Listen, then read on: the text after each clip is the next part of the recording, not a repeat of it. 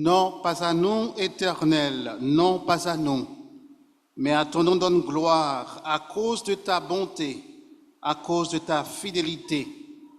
Pourquoi les nations diraient-elles, où donc est leur Dieu? Notre Dieu est au ciel, il fait tout ce qu'il veut.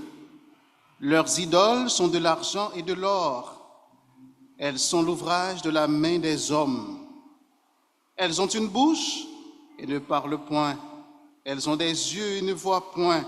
Elles ont des oreilles et n'entendent point. Elles ont un nez et ne sentent point. Elles ont des mains et ne touchent point. Des pieds et ne marchent point. Elles ne produisent aucun son dans leur gosier. Frères et sœurs de l'Assemblée Shalom Baptiste Fondamentale, bonjour.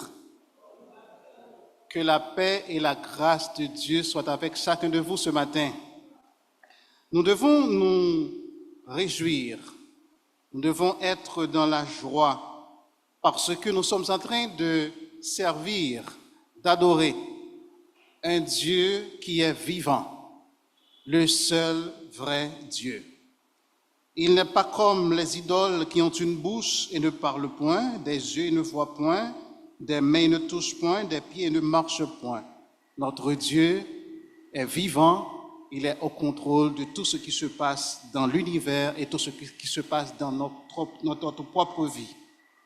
Je vous invite à vous disposer ce matin pour adorer ce Dieu qui nous soutient et qui nous garde. Juste avant de céder le micro à notre frère Roger Nelson Nasser pour nous diriger dans le culte de ce matin, je vous informe que nous avons des stagiaires avec nous et qui vont participer au culte de ce matin et qui ont une responsabilité dans le culte de ce matin. Je souhaite à chacun de vous une bonne adoration dans le Seigneur.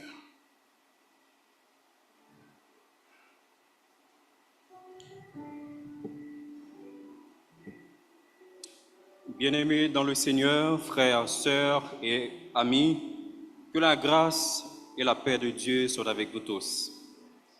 Quel privilège et quelle grâce que nous avons ce matin d'être dans sa présence. L'acte que nous nous apprêtons à poser aujourd'hui n'est pas juste le fait d'assister à une réunion ordinaire, mais nous sommes conviés à une rencontre sacrée avec le Dieu vivant, le Dieu vrai, créateur de toutes choses, qui siège sur son trône. Tournons-nous nos cœurs vers celui qui est digne de recevoir la gloire et l'honneur. Détournons-nous des distractions, sans vie et venons en esprit et en vérité. Nous allons chanter ce matin notre premier chant. Je vous invite à vous mettre debout et nous allons chanter ensemble « Qui donc dans le ciel ?» Et tout juste après, nous aurons « Nous t'adorons, nous t'aimons, tendre Père ».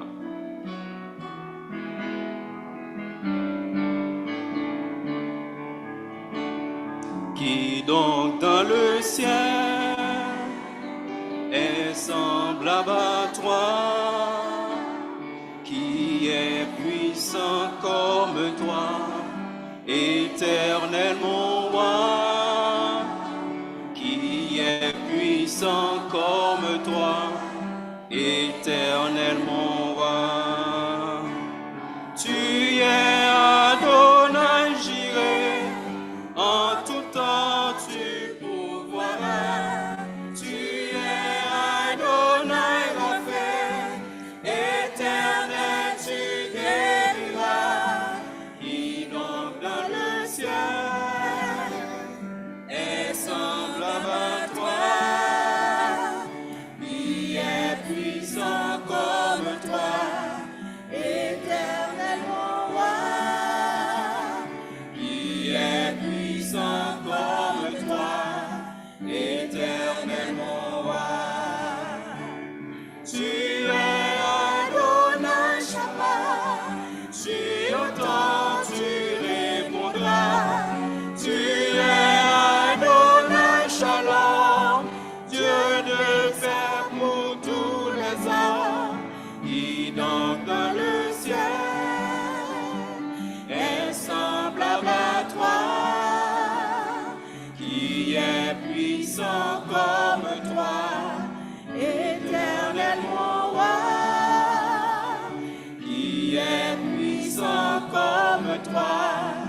Éternel mon roi, El Shaddai, Dieu tout-puissant, tu protèges et tu nourris.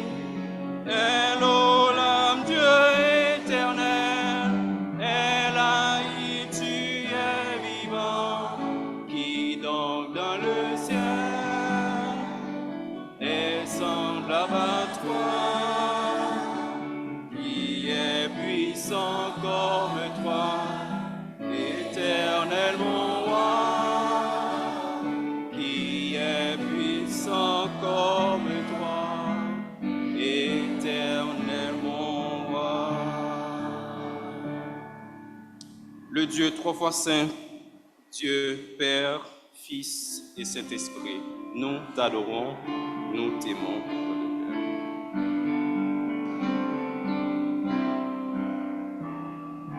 Nous t'adorons, nous t'aimons, tendre Père, glorifie ton nom sur la terre, glorifie ton nom, glorifie ton nom, glorifie ton nom sur la terre.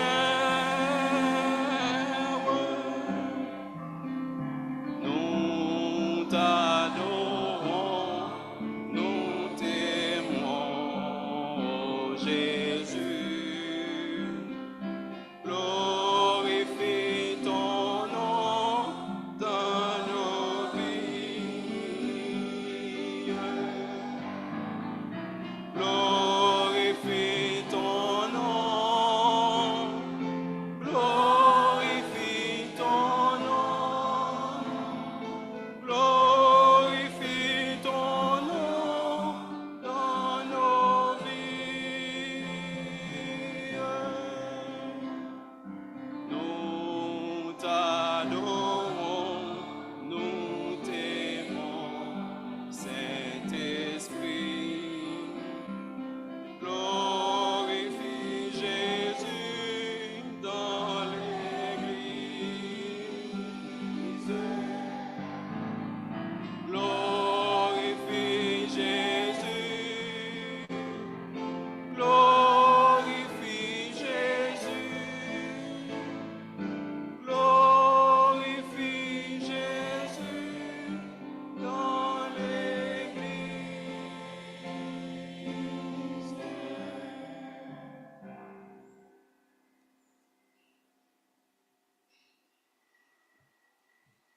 Inclinons-nous pour la prière. Seigneur, nous te remercions de l'opportunité que nous avons ce matin de venir ici pour t'adorer, pour te louer. Nous savons que tu es Dieu et que tu domines sur la terre, tu domines sur le règne des hommes. Nous voici ce matin car nous savons que sans toi, nous ne pouvons rien faire. C'est pour cette raison, Seigneur, nous t'invoquons. Sois avec nous. Viens, Seigneur, viens briser les chaînes. Viens sécher les larmes et renouveler les forces. Seigneur, que ce culte te soit agréable, que ton nom soit élevé et que l'Église soit édifiée. Nous te remettons chaque instrument, chaque bouche qui chantera, chaque cœur qui priera et chaque parole qui sera proclamée. Reçois ce moment comme une offrande vivante pour la gloire de ton nom. Seigneur, nous te prions ici, non en vertu de nos œuvres méritoires, mais nous te prions dans le nom de notre Dieu, de notre Jésus, qui vit et qui règne au siècle des siècles. Amen. Je vous invite à présent à ouvrir vos Bibles. Tout juste après, nous aurons le chant Dieu Tout-Puissant. Nous allons lire ensemble une lecture à l'unisson du psaume 23.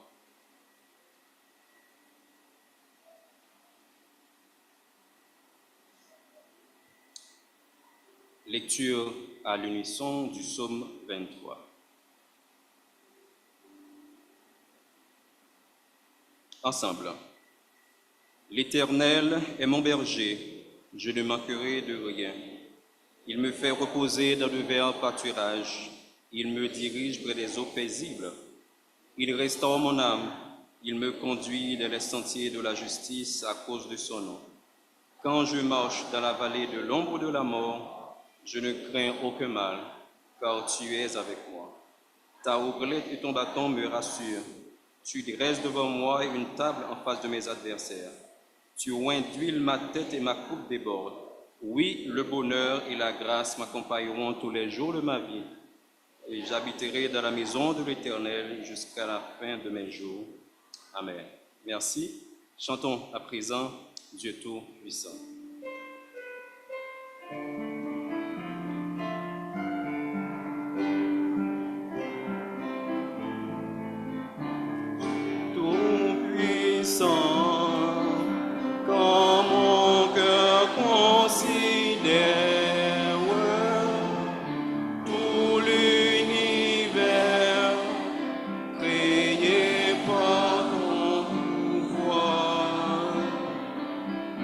Le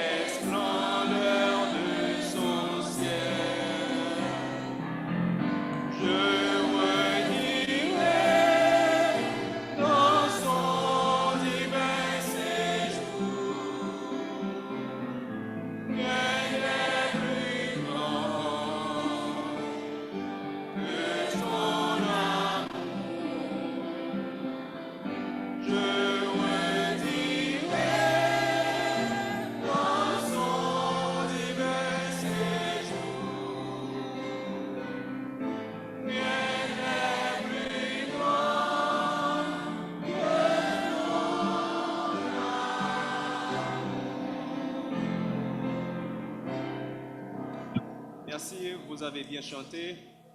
Saluez-vous les uns les autres avant de vous rasseoir.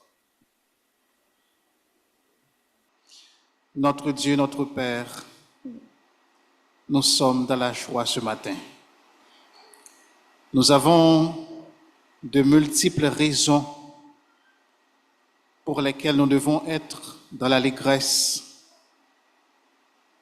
Seigneur, tu es notre protecteur, tu es notre pourvoyeur, tu es le Dieu tout-puissant qui n'est pas limité par l'espace et par le temps. Tu es toujours au contrôle de ce qui se passe dans l'univers et de ce qui se passe dans la vie de chacun de nous, Seigneur. Tu es le Dieu souverain. Mais ce qui nous réjouit davantage, c'est que tu es un Dieu d'amour. Et chaque jour, tu manifestes ton amour à notre égard de diverses manières. Et tu nous dis dans ta parole que rien, absolument rien, ne peut nous séparer de ton amour. Merci Seigneur de nous donner cette assurance. Merci de nous aimer en dépit de nos faiblesses, de nos péchés, de notre indignité devant toi. Rien, absolument rien ne peut t'empêcher de nous aimer. Aide-nous Seigneur, en retour, à nous offrir à toi, à t'aimer de tout notre cœur, de toute notre force, de toutes nos pensées, de toute notre âme. C'est ce que tu attends de nous, Seigneur. Nous avons tellement reçu de toi. Tu es tellement bon et fidèle envers nous. Nous te demandons, Seigneur, de nous aider à comprendre la largeur, la profondeur de ton amour, pour qu'en retour, nous puissions te glorifier dans notre vie. Seigneur, nous nous approchons de toi ce matin avec un sentiment également d'indignité. Nous savons que tu es un Dieu saint, tu as horreur du mal. Tes yeux sont trop purs, ils ne peuvent pas voir le mal. Mais Seigneur, il nous arrive de pécher contre toi, de désobéir à ta loi. Nous sommes devant toi en cet instant et nous te demandons pardon, Seigneur, pour nos péchés. Pardon pour nos péchés individuels. Pardon pour les péchés que nous avons faits en tant qu'assemblée. Nous te demandons pardon aussi pour notre pays, là où tu nous as placés, Seigneur. Et nous savons que tu es très attristé de voir à quel point, Seigneur, notre pays végète dans l'iniquité. Nous implorons ta grâce, nous implorons ta faveur sur nous ce matin. S'il te plaît, Seigneur. Et nous faisons cette demande non en fonction de nos mérites, mais en vertu du sang de Jésus qui est coulé à la croix pour nous. Son sang est efficace pour nous purifier de toute iniquité. Seigneur, nous voulons te présenter notre assemblée, l'Assemblée Shalom. Nous ne cesserons jamais de te dire merci, Seigneur, pour ce que tu as fait pour nous. Tu nous as gardés, tu nous as protégés et tu permets à ce que nous puissions nous réunir chaque dimanche ici pour entendre ta parole, pour te prier et pour t'adorer, Seigneur. Malheureusement, il y a certaines assemblées qui n'ont pas cette opportunité à cause du problème d'insécurité. Nous ne sommes pas meilleurs qu'elles, Seigneur, mais tu nous as fait une grâce spéciale. Nous sommes reconnaissants envers toi. Aide-nous, Seigneur, à saisir l'opportunité que nous avons aujourd'hui de te servir et de marcher avec toi, Seigneur. Merci pour les ouvriers qui travaillent ici. Merci pour le comité de direction. Nous te demandons, Seigneur, d'être avec nous. Nous te prions que tu nous accordes ta sagesse, un esprit de discernement pour que nous puissions nous acquitter de notre responsabilité en tant que leader spirituel. Nous réclamons ta grâce sur chaque membre de l'Assemblée Shalom. Nous prions que tu nous bénisses, que tu nous gardes, que tu nous préserves de tout danger, Seigneur. Nous savons qu'il y a des gens parmi nous qui sont malades, qui attendent impatiemment un mot de ta part, ta guérison. Tu es le Dieu qui guérit. Nous te demandons, Seigneur, de toucher ces personnes et de leur accorder ta guérison. Père, nous voulons aussi te prier pour les activités que nous avons en perspective au cours des vacances d'été. Nous te remettons le club de 5 jours, les 5 grands jours qui arrivent bientôt et la semaine de bien-être holistique. Permets que nous fassions toutes ces activités pour faire avancer ton œuvre, Seigneur, et que les gens, les enfants, les jeunes puissent entendre ta parole et qu'ils se donnent à toi, Seigneur. Père, nous voulons implorer ta grâce sur notre pays Haïti. S'il te plaît, Seigneur, relève-nous. Nous avons besoin de toi, Seigneur. Nous avons besoin de ta délivrance. Nous soupirons après ce moment où nous pouvons vaquer facilement, tranquillement à nos activités. Nous te remettons le problème d'insécurité. Nous te demandons, Seigneur, d'intervenir, d'accorder ta sagesse aux dirigeants. Nous prions pour ceux qui font le mal. Nous prions pour la transformation de leur vie. Nous prions pour leur conversion. Tu peux les sauver, Seigneur, parce que tu es le Dieu de grâce. Tu es le Dieu qui sauve. S'il te plaît, Seigneur, garde chacun de nous. S'il y a des gens qui planifient, qui sont en train de planifier de mauvaises choses contre nous, nous te demandons au nom de Jésus de nous garder, de nous préserver de tout mal, Seigneur. Père, nous prions pour la paix dans le monde. Beaucoup de guerres à travers le monde. S'il te plaît, Seigneur, sois avec les dirigeants du monde et permets qu'ils soient conscients des conséquences des guerres. Il y a trop de gens qui perdent leur vie, trop d'innocents, Seigneur, qui sont en train de souffrir à cause des conflits, à cause de la guerre dans le monde. Nous te demandons, Père, d'intervenir et nous prions que tu sois avec tes enfants, ceux qui sont persécutés à cause de leur foi. Nous prions, Seigneur, que tu les gardes et que tu les fortifies également, notre Dieu. Père, nous allons dans quelques instants, dans quelques minutes, écouter ta parole. Tu as encore une parole d'encouragement pour nous ce matin. S'il te plaît, Seigneur, aide-nous à ne pas nous contenter de l'écouter, mais plutôt, Seigneur, à l'écouter non seulement avec joie, mais à être prêt aussi à l'appliquer dans notre vie. Que ton nom soit béni parmi nous, Seigneur. Bénis l'offrande que nous venons de recueillir ce matin et permets qu'elle soit utilisée à bon escient pour l'avancement de ton œuvre. Et s'il y a quelqu'un, il y a des gens qui ne te connaissent pas, nous te demandons, pendant qu'ils vont écouter le message, parle-leur, Seigneur, et qu'ils prennent la décision de se donner à toi. C'est notre prière devant toi que nous t'adressons, non en fonction de nos mérites, mais au nom de ton Fils Jésus, à qui revienne la gloire, la puissance au siècle des siècles. Amen.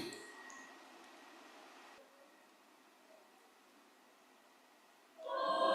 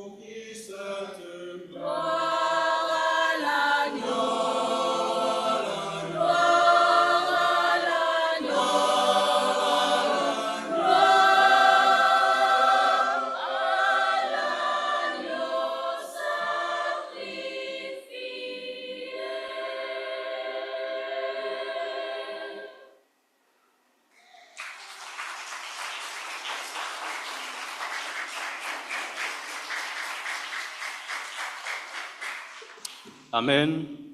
Nous bénissons le Seigneur pour la grande chorale qui nous a rappelé aujourd'hui que notre Dieu règne.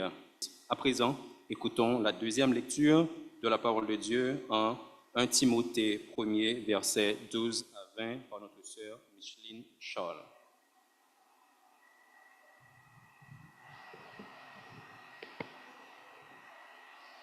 Bonjour mes frères et sœurs. La lecture de ce matin se fera dans la première épître de Paul à Timothée, au chapitre 1er, du verset 12e jusqu'au verset 20e. Je vais faire la lecture pour vous. Je rends grâce à celui qui m'a fortifié, à Jésus-Christ notre Seigneur, de ce qu'il m'a jugé fidèle en m'établissant dans le ministère. Moi qui étais auparavant un blasphémateur, un persécuteur, un homme violent, mais j'ai obtenu miséricorde parce que j'agissais par ignorance dans l'incrédulité. Et la grâce de notre Seigneur a surabondé avec la foi et l'amour qui est en Jésus-Christ. C'est une parole certaine et entièrement digne d'être reçue, que Jésus-Christ est venu dans le monde pour sauver les pécheurs, dont je suis le premier. Mais j'ai obtenu miséricorde afin que Jésus-Christ fasse voir en moi le premier toute sa longanimité, pour que je serve d'exemple à ceux qui croiraient en lui pour la vie éternelle. Ô roi des siècles, immortel invisible, seul Dieu, soit honneur et gloire au siècle des siècles. Amen. La recommandation que je t'adresse, Timothée, mon enfant, selon les prophéties faites précédemment à ton sujet, c'est que, d'après elles, tu combattes le bon combat, en gardant la foi et une bonne conscience. Cette conscience, quelques-uns l'ont perdue et ils ont fait naufrage par rapport à la foi. De ce nombre sont Hyménée et Alexandre, que j'ai livrés à Satan, afin qu'ils apprennent à ne pas blasphémer. Parole du Seigneur, que Dieu vous bénisse.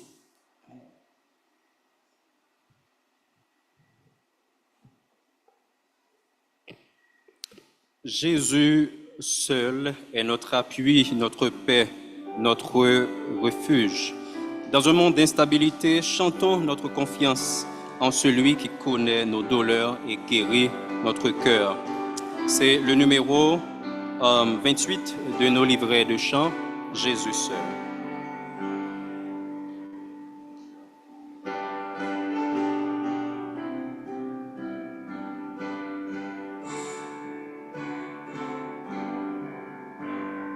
Mon seul appui, c'est l'ami céleste, Jésus seul, Jésus seul.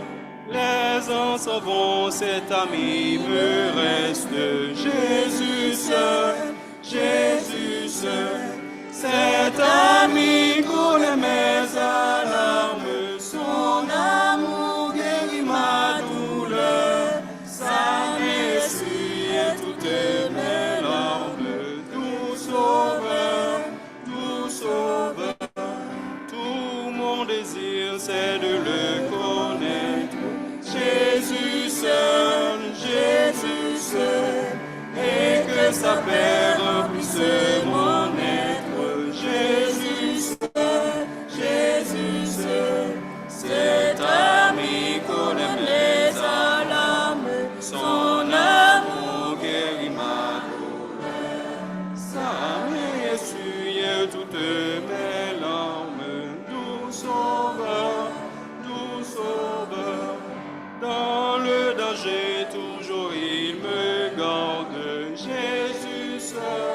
Jésus seul, dans mes soucis, à lui je regarde. Jésus seul, cet ami connaît mes alarmes, son amour guérit ma douleur. Ça m'essuie toutes mes larmes. Jésus, tout sauveur. À présent, nous allons entonner un dernier chant avant de céder le micro au pasteur Telusma pour la prédication. Je vais vous demander de vous mettre debout et nous allons entonner ensemble « Nan bonté li, Jésus béni ».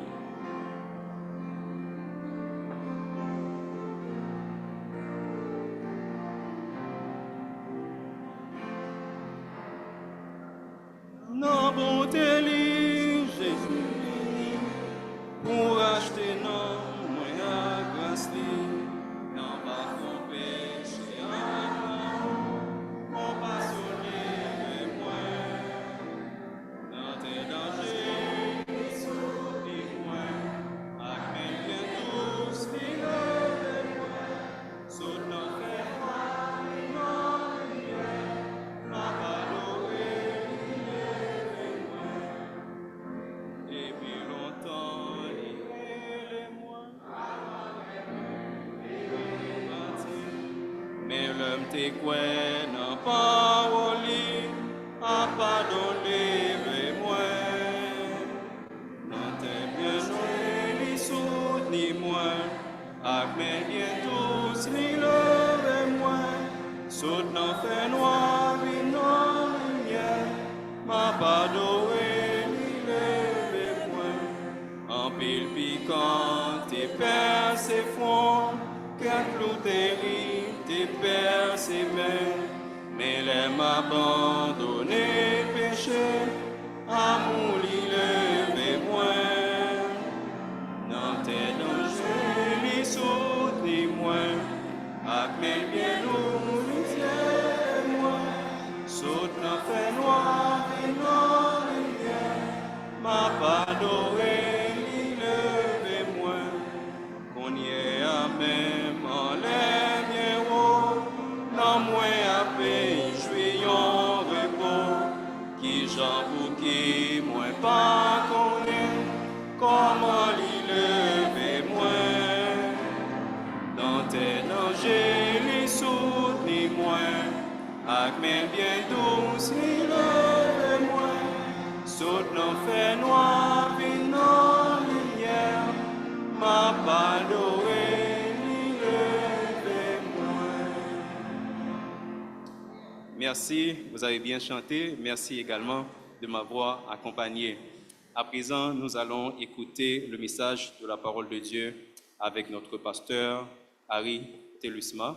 Je vous invite à vous disposer. Bonjour encore une fois, frères et sœurs. Je suis content de vous voir et c'est un privilège pour moi de pouvoir partager le message de la parole de Dieu avec vous ce matin.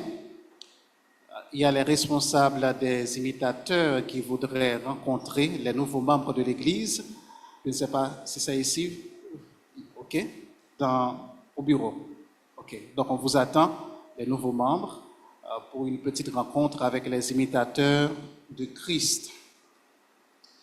Je vous demanderai de prier pour que Pasteur Pierre revienne le plus vite que possible, pour que je lui remette sa patate chaude.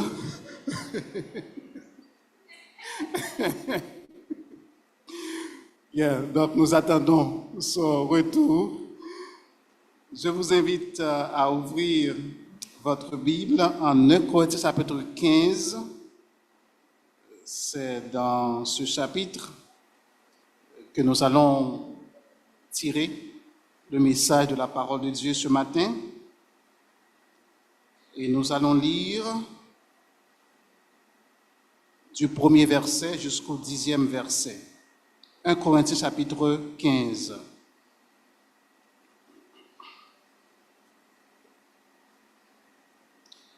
Je vous fais cette lecture. Je vous rappelle, frères, l'évangile que je vous ai annoncé, que vous avez reçu, dans lequel vous avez persévéré et par lequel vous êtes sauvés, si vous le retenez dans les termes où je vous l'ai annoncé. Autrement, vous auriez cru en vain. Je vous ai enseigné avant tout comme je l'avais aussi reçu, que Christ est mort pour nos péchés, selon les Écritures. Il a été enseveli et il est ressuscité le 3e jour, selon les Écritures. Il est apparu à Céphas, puis aux 12. Ensuite, il est apparu à plus de 500 frères à la fois, dont la plupart sont encore vivants et dont quelques-uns sont morts. Ensuite, il est apparu à Jacques, puis à tous les apôtres. Après eux tous, il m'est aussi apparu à moi, comme à l'avorton.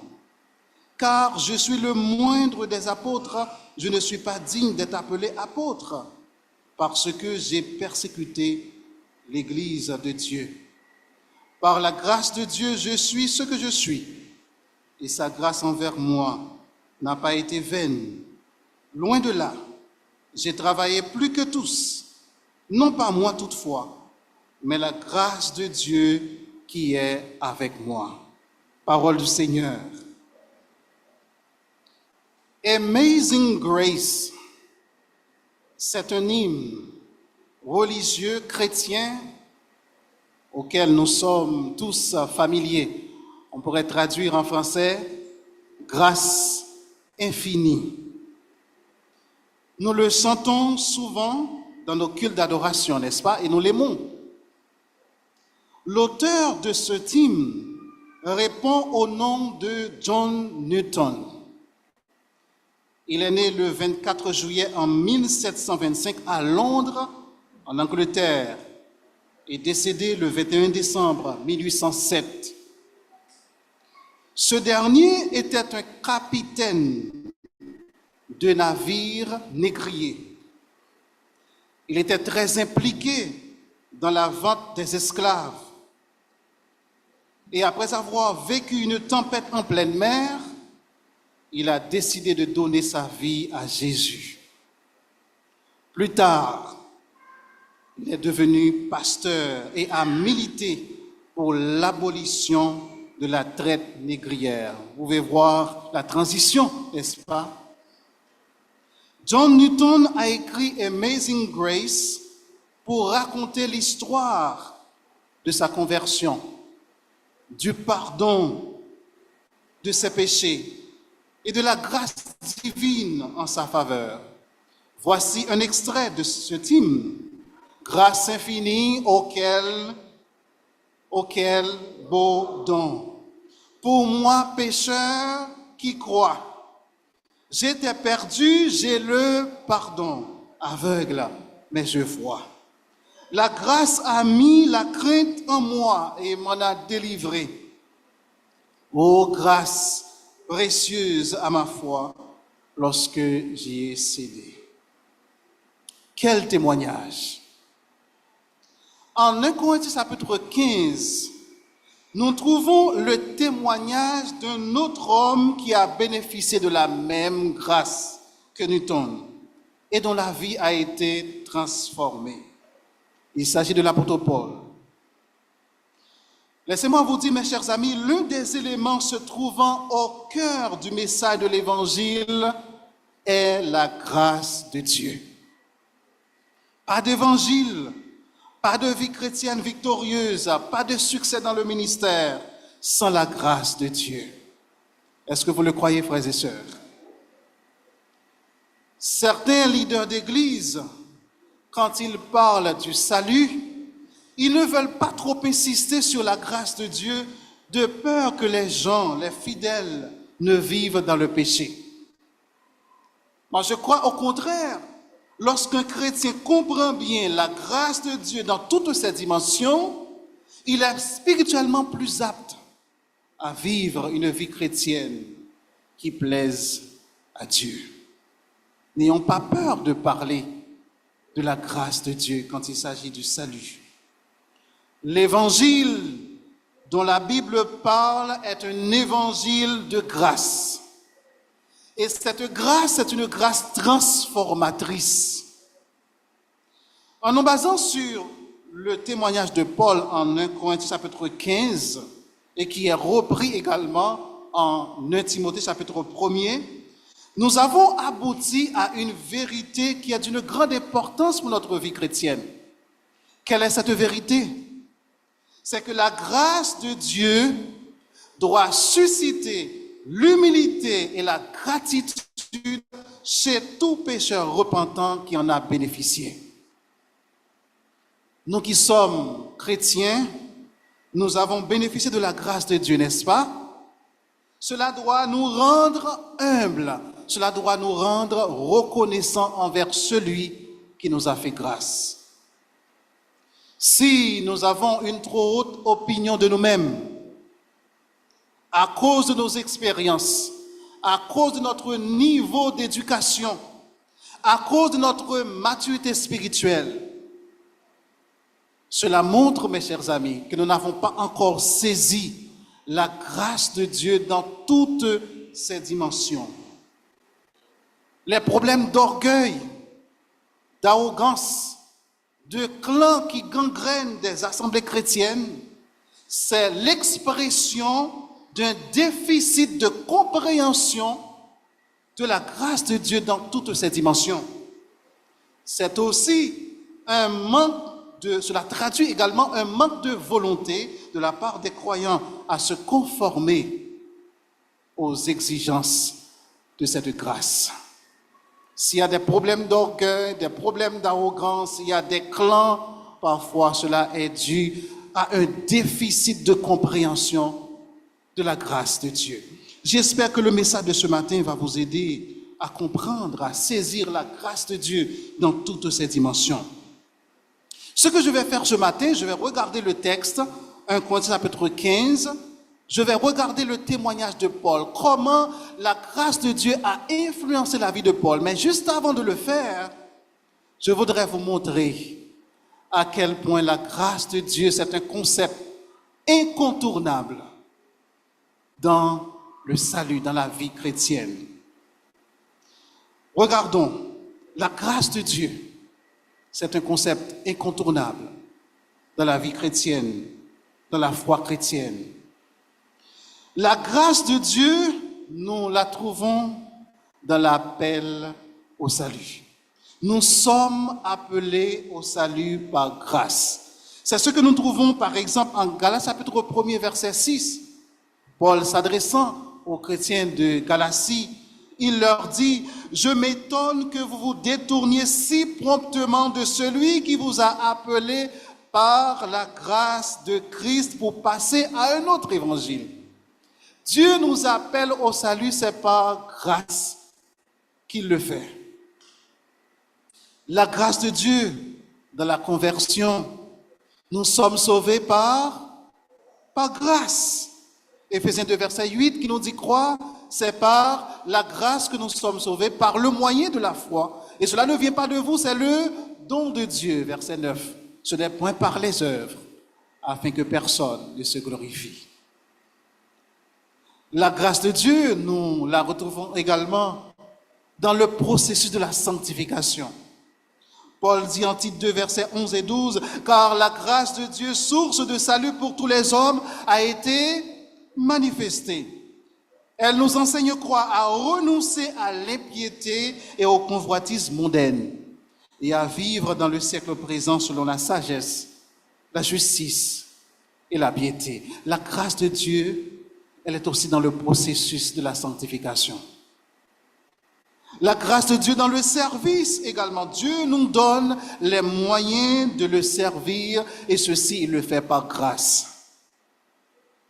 Paul, en parlant des dons spirituels, déclare en Éphésiens 4, le verset 7, « Mais à chacun de nous, la grâce a été donnée selon la mesure du don de Christ. »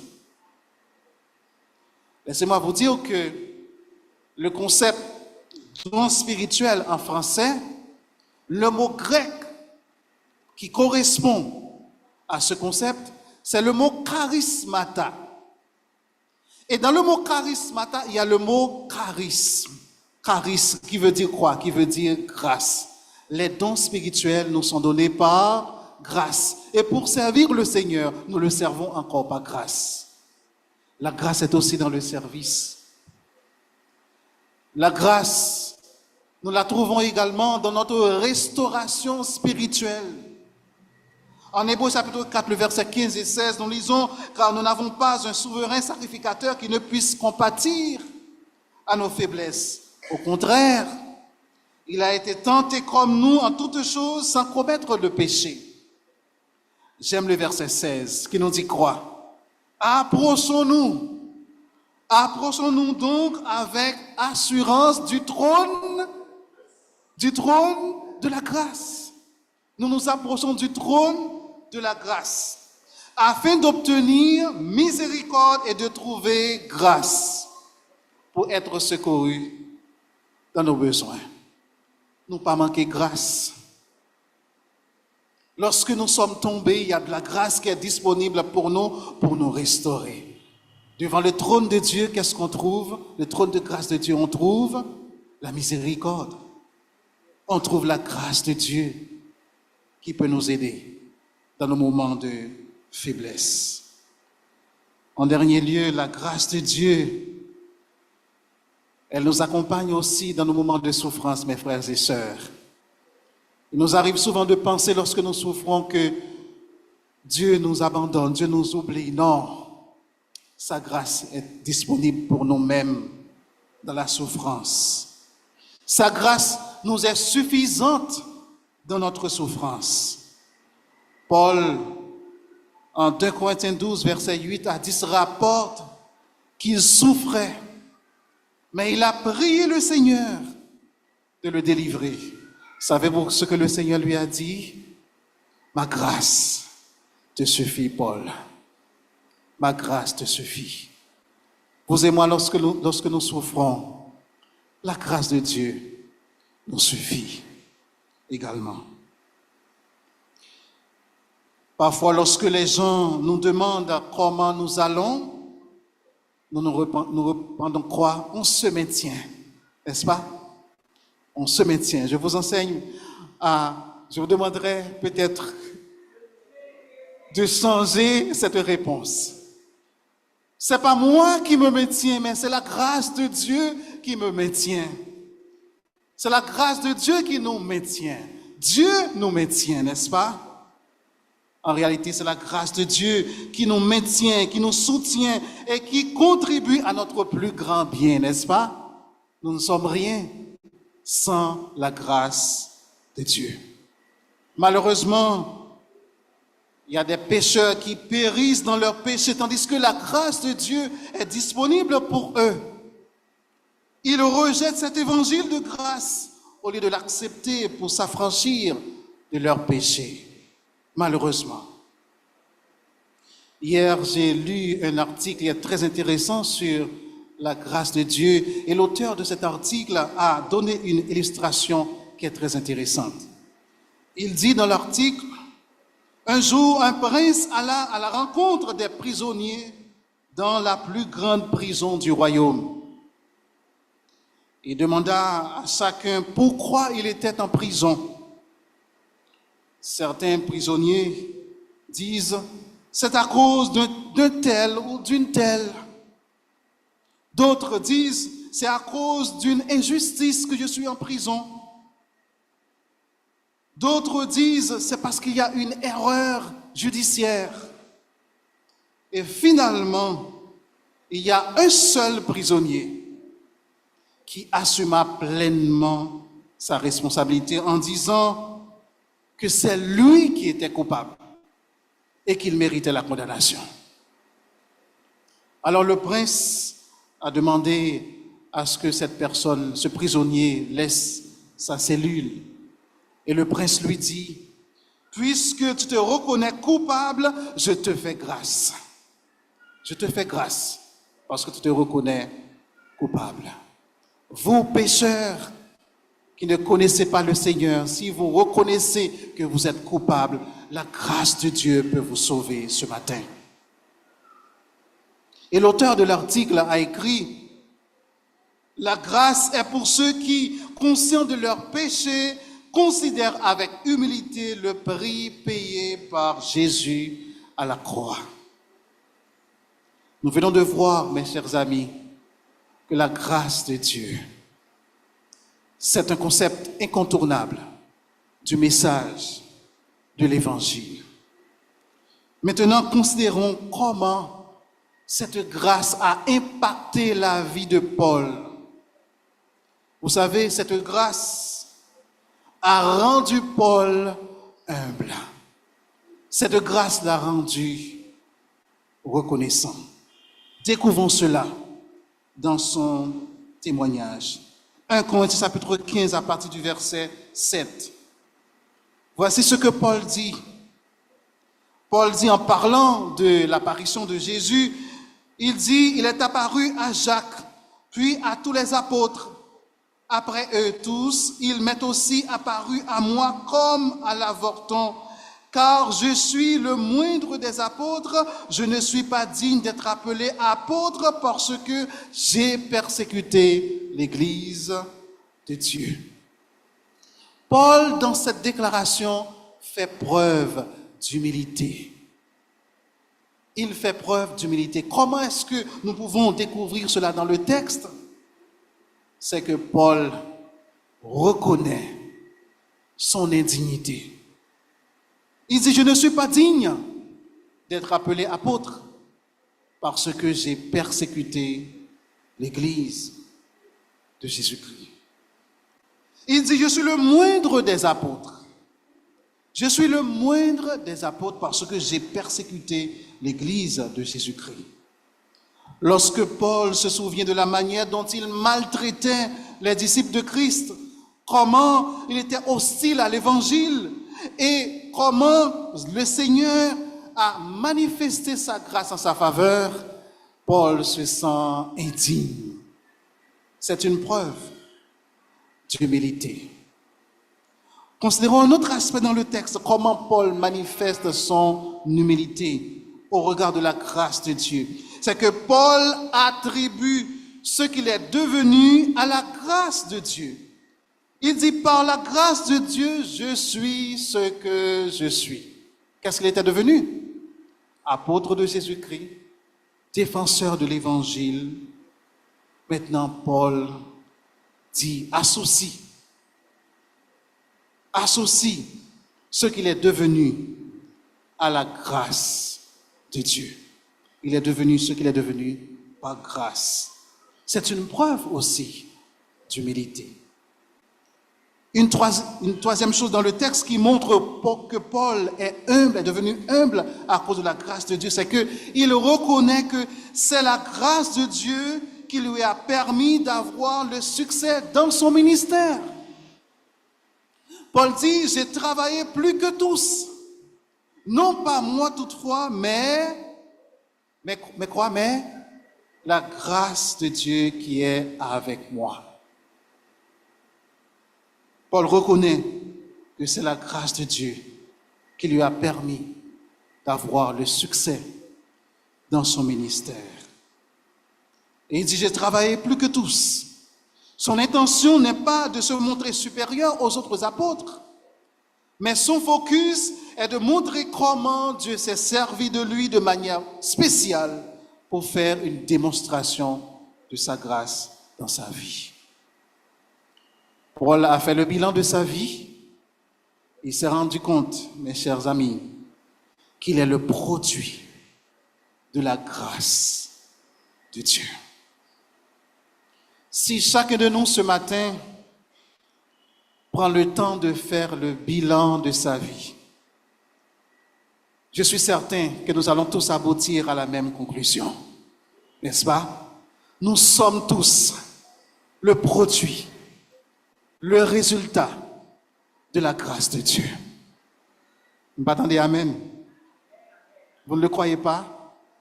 Vous et moi qui avons mis foi en Jésus, qui sommes sauvés, nous sommes tous le produit de la grâce de Dieu. Puisqu'il en est ainsi, faisons preuve d'humilité, frères et sœurs. Faisons preuve d'humilité. Reconnaissons notre indignité devant le Seigneur. Vous étiez peut-être hostile à l'Évangile avant votre conversion, hostile aux chrétiens. Mais aujourd'hui, vous êtes parmi les saints en train d'adorer le Seigneur. N'est-ce pas la grâce de Dieu? Et si vous comprenez cela, vous allez avoir le même sentiment que Paul, un sentiment d'intimité. Mes chers amis, n'attribuons pas nos succès à nos amis, à nos diplômes, à nos expériences, mais attribuons-les à la grâce de Dieu. Si nous ne sommes pas parmi les gens qui végètent dans le péché, si nous servons dans un ministère, si Dieu s'est servi de nous pour amener des âmes à Christ, c'est par la grâce de Dieu. Faisons preuve d'humilité. Lorsque j'étais enfant, j'étais un petit garçon très violent. Certains peuvent être étonnés de le savoir. Je ne rate pas l'occasion de le dire. Très rebelle à mes parents. Et je me souviens que les gens du quartier où je vivais, ils disaient, ce petit bonhomme-là, bon, c'est fini pour lui. Il deviendra certainement un violent. Et je commençais vraiment à développer, je dirais, cette habitude chez moi. Parce que lorsque les gens du quartier laissent leurs enfants jouer avec moi, eh bien, je les bats. Je savais les battre. Je savais les battre. Et certaines personnes, certains membres de ma famille disaient qu'il ne va pas réussir. Mais je suis devant vous ce matin. J'ai rencontré cet évangile de grâce qui m'a transformé.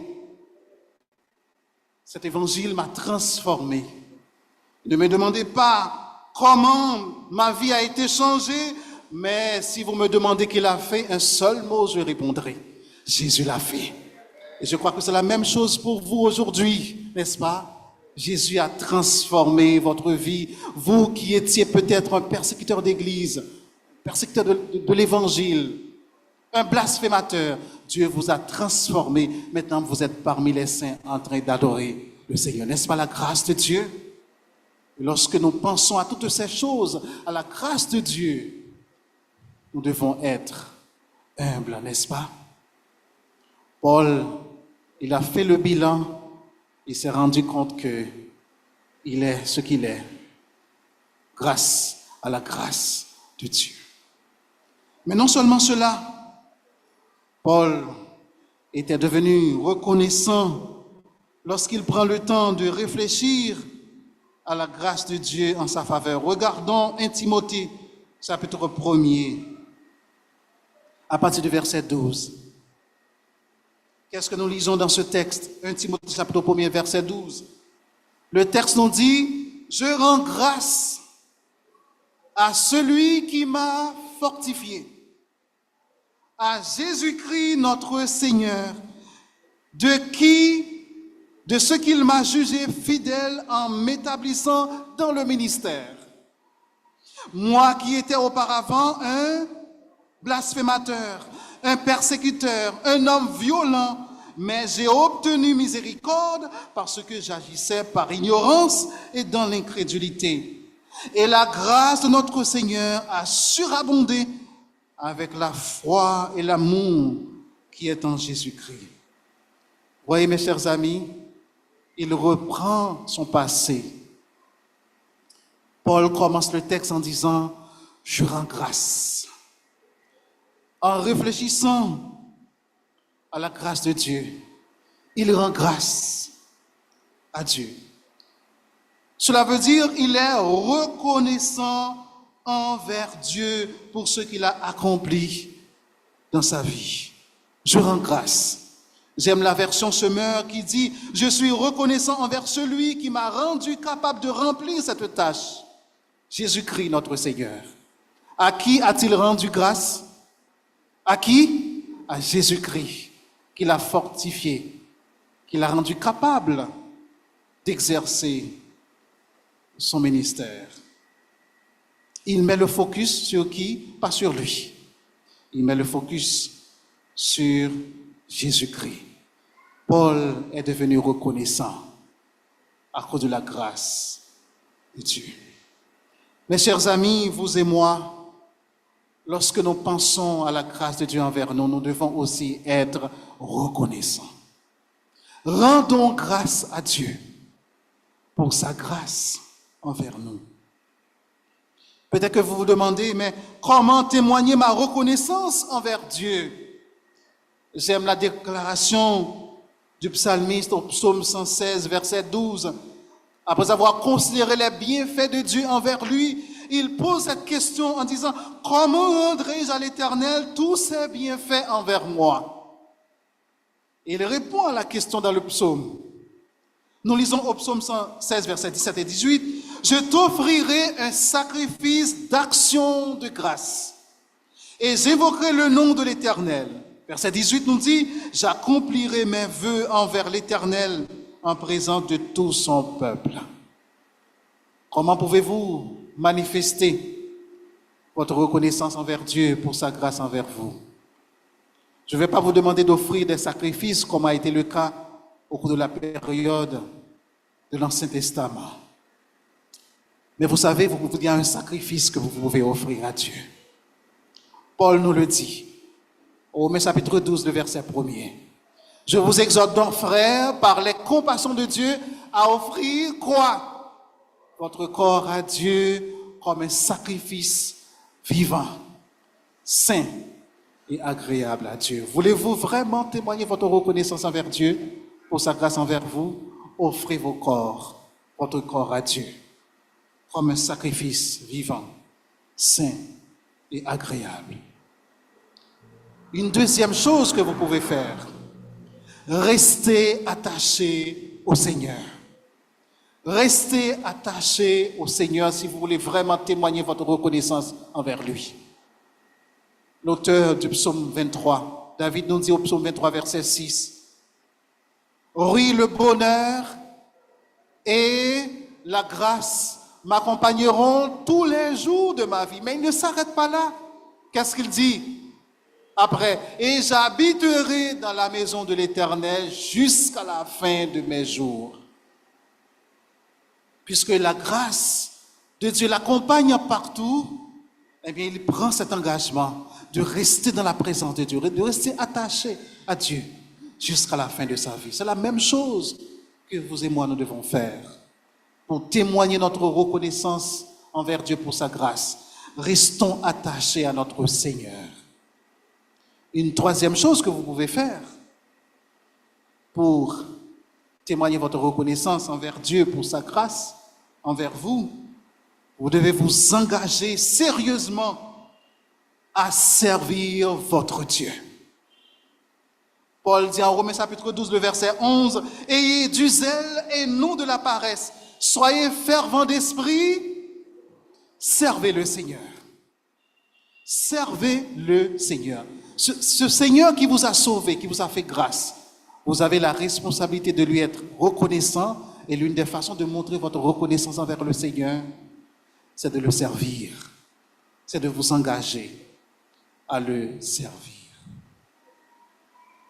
La grâce de Dieu est au cœur du message de l'Évangile.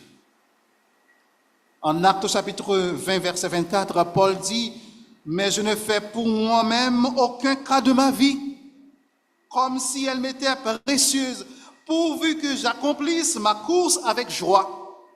Et le ministère que j'ai reçu du Seigneur Jésus, d'annoncer la bonne nouvelle de la grâce de Dieu. » D'annoncer la bonne nouvelle de la grâce de Dieu.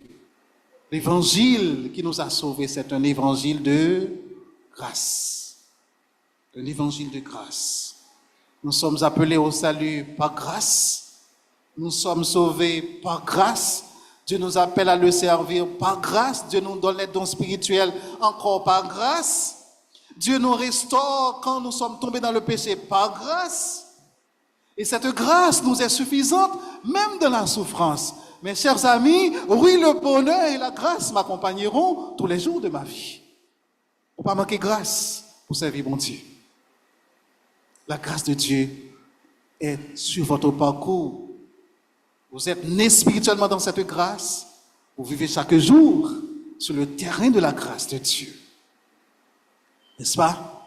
Et une telle grâce qui est une grâce transformatrice, ne saurait nous laisser indifférents. Et nous venons de voir, mes chers amis, que la grâce de Dieu doit susciter en nous, deux choses. L'humilité et la reconnaissance. Qu'est-ce que la grâce de Dieu doit susciter en nous? L'humilité et la reconnaissance. Paul se sentait indigne. Il reconnaissait que c'est par grâce qu'il est ce qu'il était. Il a attribué ses succès à la grâce de Dieu. Et finalement, en réfléchissant à cette grâce, il a rendu grâce. Une telle grâce exige des actions de grâce. Mes chers amis, si nous comprenons la grâce de Dieu, si nous vivons à la lumière des exigences de cette grâce, un réveil spirituel va se produire dans notre vie. Un réveil spirituel va se produire au sein de l'Assemblée Shalom si nous saisissons toutes les composantes, toutes les dimensions de la grâce de Dieu. La prière pour moi-même, j'ai vraiment pris du temps ces jours-ci à réfléchir sur la grâce de Dieu et je suis vraiment étonné de découvrir les dimensions de cette grâce. Et je dois vous dire sincèrement, ça va certainement changer mon parcours avec le Seigneur. J'espère que c'est la même chose pour vous.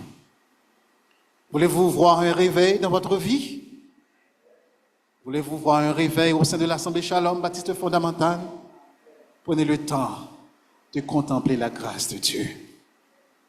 Prenez le temps de vivre au regard de cette grâce.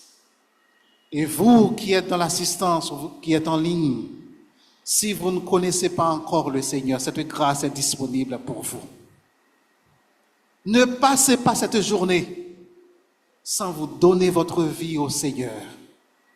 Cette grâce qui a sauvé Paul, cette grâce qui a sauvé John Newton, cette grâce qui nous a sauvés, est aussi disponible pour vous qui ne connaissez pas le Seigneur. Venez à lui ce matin. Donnez-lui votre vie pour que votre vie soit transformée à l'instar de l'apôtre Paul. Prions le Seigneur. Notre Dieu, notre Père, nous te remercions pour ta grâce envers nous. Si nous sommes ce que nous sommes, ce n'est pas en vertu de nos mérites, ce n'est pas en vertu de nos diplômes, de nos études, de nos contacts, de nos amis, mais nous sommes ce que nous sommes par ta grâce. Aide-nous, Seigneur, à vivre dans l'humilité. Aide-nous à vivre avec un sentiment de gratitude envers toi qui nous a sauvés par grâce. Merci, Seigneur. Nous faisons cette prière au nom de notre Seigneur Jésus-Christ, qui s'est donné à la croix pour nous racheter de la condamnation du péché et pour que nous puissions bénéficier de cette grâce transformatrice. C'est en son nom que nous te prions ainsi. Amen.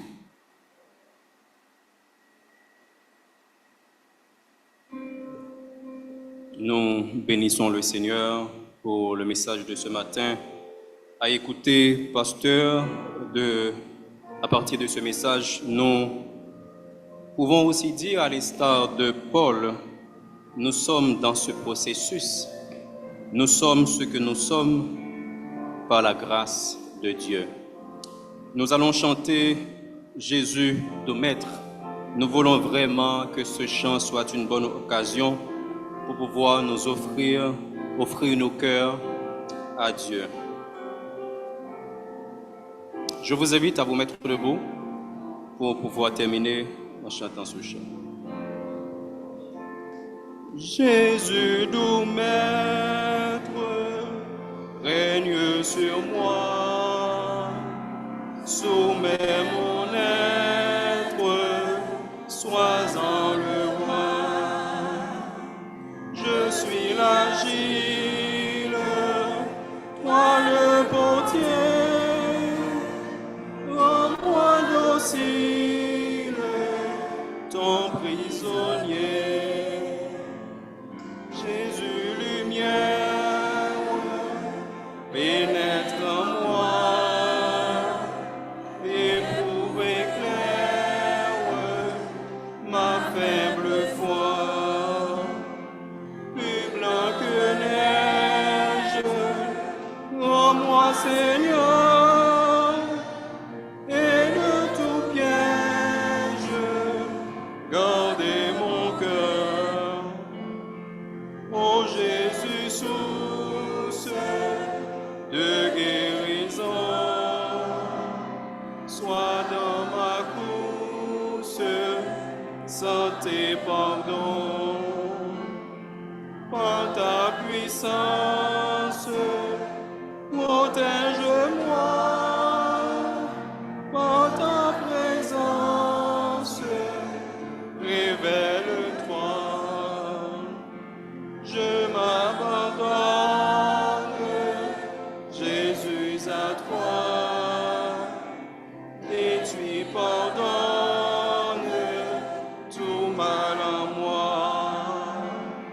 Remplis mon être de ton esprit et qui m'enflamme de jour et nuit. Gardons cette même position et recevons les mots de bénédiction avec notre pasteur Arité Wisman. Vous donc, bien-aimés qui êtes avertis, tenez-vous sur vos gardes, de peur qu'entraînés par l'égarement des impies, vous ne veniez à déchoir de votre fermeté. Mais croissez dans la grâce et dans la connaissance de notre Seigneur et Sauveur Jésus-Christ. À lui soit la gloire, maintenant, dans l'éternité, au siècle des siècles. Amen.